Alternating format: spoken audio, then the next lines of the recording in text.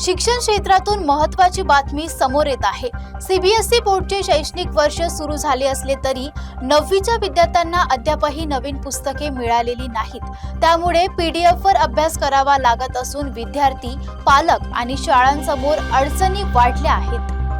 CBSE बोर्डाचं शैक्षणिक वर्ष सुरू होऊन तब्बल 1.5 महिना उलटलाय। मात्र इयत्ता 9वीची नवीन पाठ्यपुस्तके अजूनही बाजारात उपलब्ध झालेली नाहीयेत। पुस्तकांच्या या तुटवड्यामुळे विद्यार्थ्यांना पीडीएफच्या माध्यमातून अभ्यास करावा लागतोय।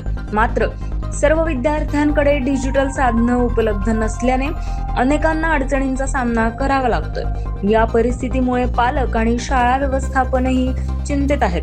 नियोजनाच्या अभावामुळे विद्यार्थ्यांच्या शिक्षणावर गंभीर परिणाम होत असल्याची प्रतिक्रिया आता व्यक्त केली जाते।